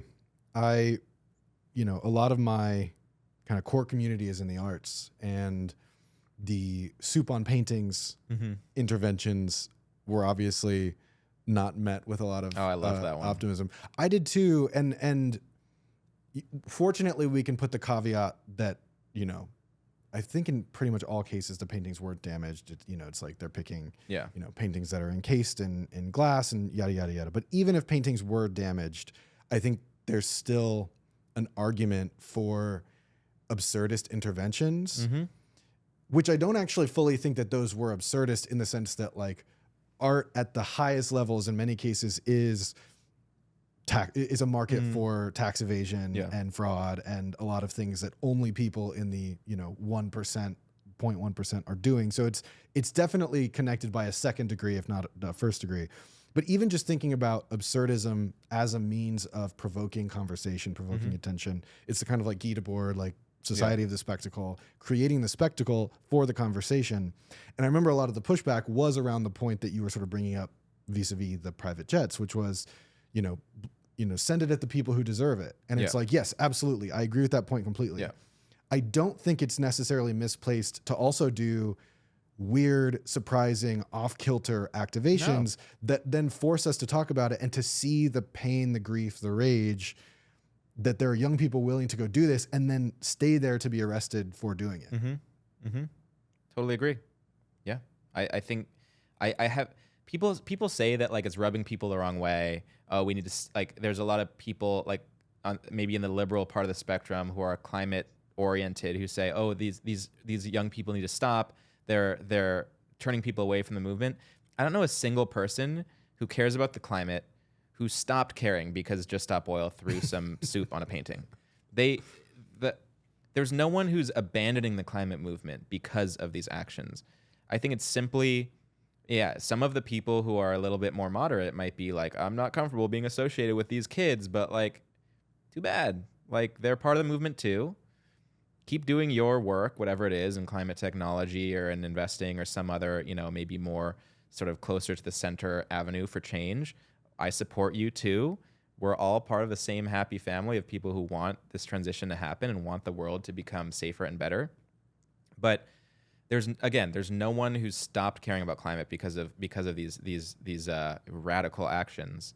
They're simply, I think, creating a real threat of material consequences for folks who are standing in the way of progress, and therefore are, I think, opening up the window towards real sort of policy change and more sort of like middle of the road conversations, because they're opening up the kind of extremes of it. And I think that's really good. And the folks who are quote unquote climate deniers and like they're already dug in. We don't necessarily need them. We don't need 100% of people to agree that climate change is an urgent problem, but we do need, meaningful policy change and cultural change and these things to start happening faster. And I think that the radical side of the movement is accelerating all of it, which is better for everyone, I think and hope. How are you thinking I know one of the critiques of degrowth and post-growth is that it's more of an activist movement than something proposing economic or public policy. Mm-hmm. Do you see these, activist movements that frame themselves as activist movements in their Venn diagram with post-growth and degrowth ideas? Do you see that distancing the possibility of implementing degrowth or post-growth policy at the level of economics, particularly thinking about the academy? I don't think so. I think that's an interesting point, though. Like, are people who are policymakers gonna abandon some of these post-growth, degrowth movements because they're associated with some of the younger quote-unquote radicals? I don't think so. I haven't seen any evidence to that point. I hope not. I think that the policy discussions are probably, the thing that I don't know, and I'd love to know, if anyone's watching this, let me know, is like, to what extent are policymakers who are legislating climate policies and economic policies, like looking at culture? Do they care? As someone who's like an economist and communicator, but somewhat outside of the economics like establishment, you could say, I'm not sure. I do see, though, especially in Europe, more people with degrowth and post-growth type ideas coming into the political arena and starting to join forces with progressive political parties and actually achieve positions of power within certain administrations, even if they're in the minority. And so that gives me hope. But in the U.S., it feels like we're people always say that the U.S. is a decade ahead of Europe politically or culturally, but I think when it comes to kind of climate and climate policy, it feels like Europe is 10 years ahead of the U.S. And so the fact that that's happening in Europe gives me hope that it's going to happen in the U.S. as well. But I think that, the role that climate defiance or Just Stop Oil play and all that is hard for me to draw, lines to, and so hard to kind of answer your specific question. But I think that Extinction Rebellion and Just Stop Oil seem to be, pretty Europe oriented for a while. You had, Greta coming out of Europe and sort of leading the youth movement on that front. And so the fact that all happened several years before it kind of came to the US with climate defiance, and like, I don't know, it seems like there's a correlation, at least, between actual policy change and youth movements and activist movements that that Europe is leading on. And so very kind of muddy answer, but I think there's positive reinforcement happening there, but hard to tell. I hope you're right. Hope so. One thing we haven't talked about that I think is worth kind of tagging is MMT. Oh, yeah. Could you share what that is? Yeah, totally. So MMT, or modern monetary theory, is a sort of flip of the way that the traditional economists have been explaining what money is. Typically, when a spending policy comes up, whether it's social welfare or investment into a certain industry or program, there's often the question of how are we going to pay for it? We need to raise taxes to pay for it. We are going to run a deficit if we add spending, and that's bad, and deficits are bad. And MMT is not saying deficits aren't bad, but it's saying the way that the government thinks about money is not the way that a household thinks about money. And we don't need to like balance the budget in the same way that a household would, because the government makes money. And if the government is able to make the money, then it's sort of a separate economic framework and monetary framework from the way that a household would think about it. And MMT proponents would say that the government can spend as much money as it wants as long as the constraint isn't debt, the constraint is inflation. We should the spending should be constrained by inflation, because inflation's bad. It reduces the spending power of everyone in the economy. But just the simple fact of a deficit is actually, it's not a negative thing per se. And in fact, a government deficit is actually a surplus in the private sector.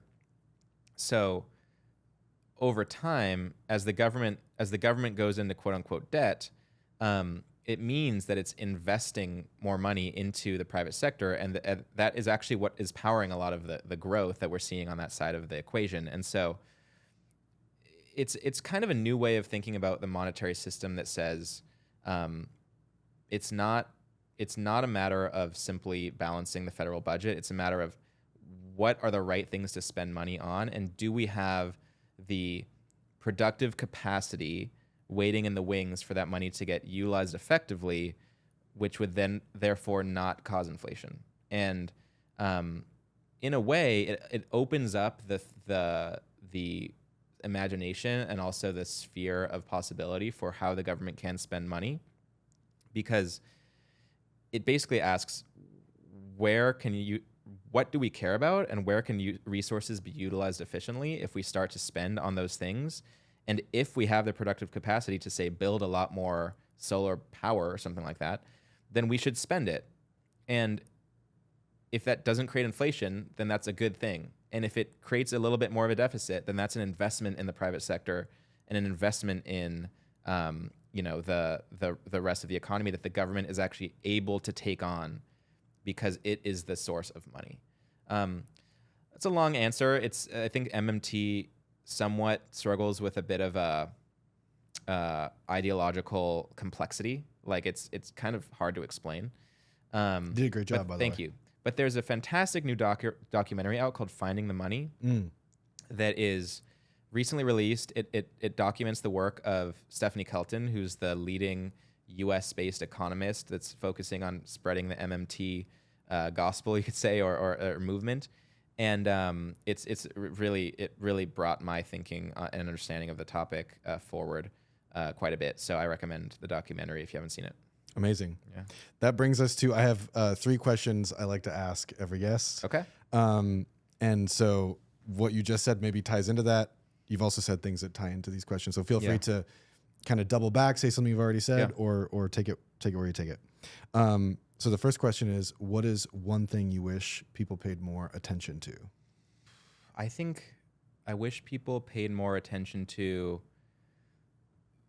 the environment, and I don't mean like the environment conceptually, but I mean literally like the sun coming through your window and the rustle of leaves in the wind, and the way the light hits the water and just like the beauty of the world around us. I think that people, we're so conceptual in the way that we process the world, and we're so mental in the way that we understand things based on numbers and money, and that type of thinking is incentivized. But I think that if we slow down a little bit and like connect with our body and try to cultivate more presence and recognize the beauty of the world that we're in, it is an incredible portal into a different way of thinking and living that, in my mind, opens up your receptiveness to some of these solutions, quote unquote,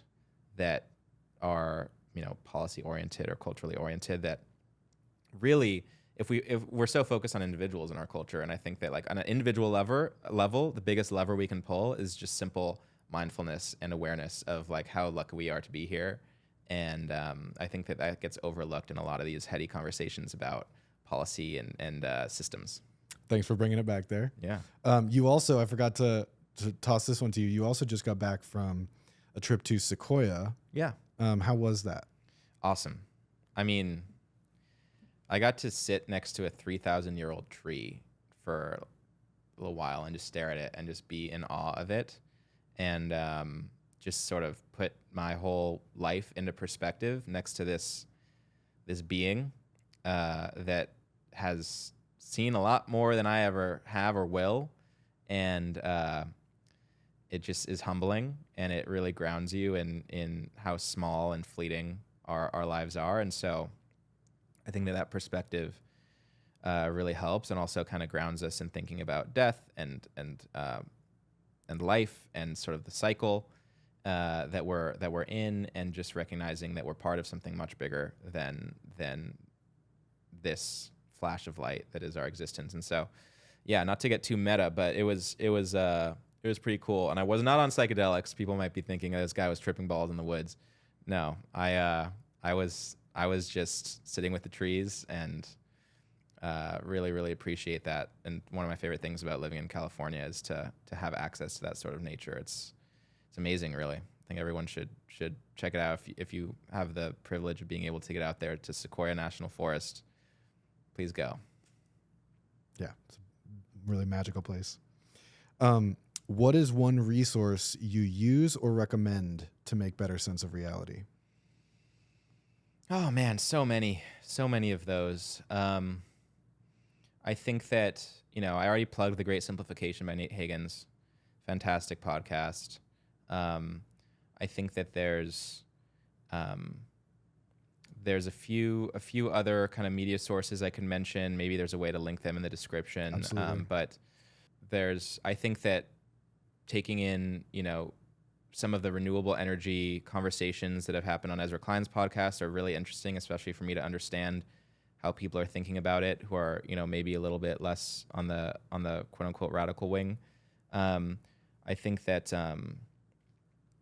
there's a few books that have really grounded me in on the economic side, like everything Kate Raworth writes and has published. Don't Economics, the book, the thinking, the mindset, and the school of thought are really, really useful. And then, folks probably aren't super surprised to hear at this point that I also try and have a bit of a spiritual practice as well. And so, Vipassana meditation and some of the books that are kind of distilling like presence, like Eckhart Tolle's Power of Now, really changed my life. And so I don't know, it's a hodgepodge, but my whole thing is trying to take other ideas and sponge them in and try and understand, take a better sense of the world. So, yeah, I think, if you want to see what I'm reading and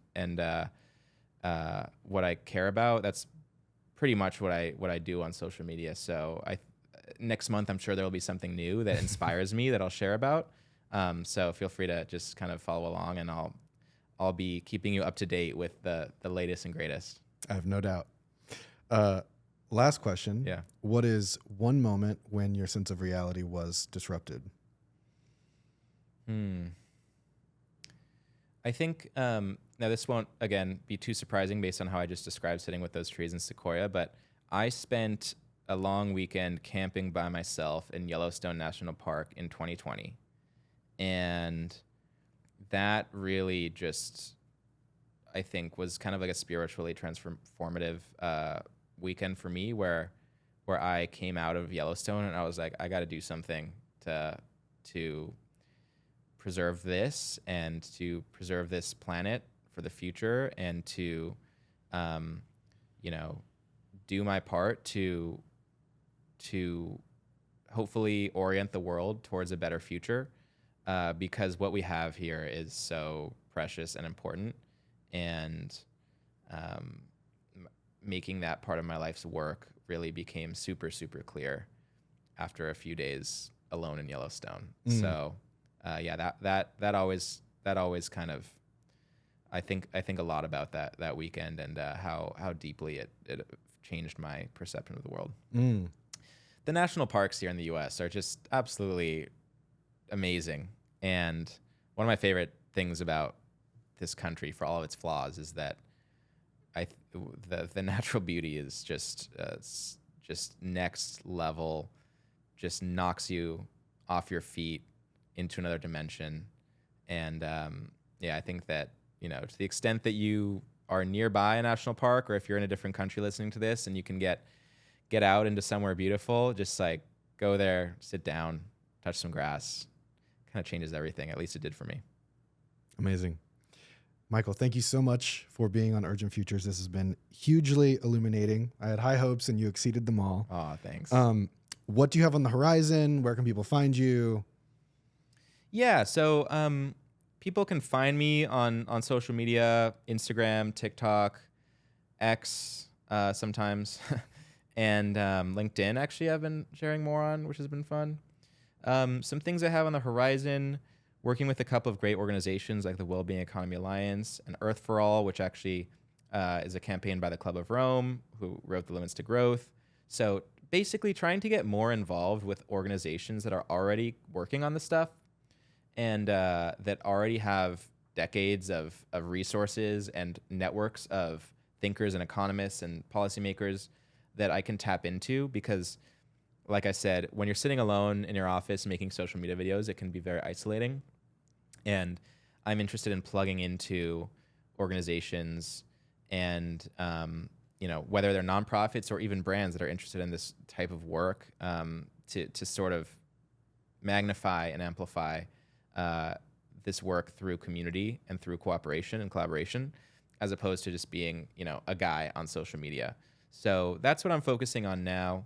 And I think there's quite a bit of folks, as we talked about, the chorus of people working on this, and there's quite a bit more to be done on the collaborative front and on just activism, and hopefully getting involved with some of these youth movements that are putting themselves into the streets and getting their hands dirty. So those are two areas where I'm really excited to focus in the next year.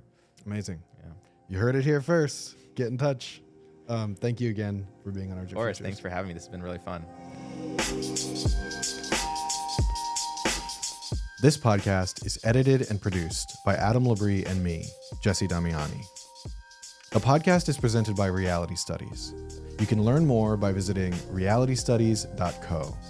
And if you appreciate the work I'm doing, please subscribe and share it with someone you think would enjoy it.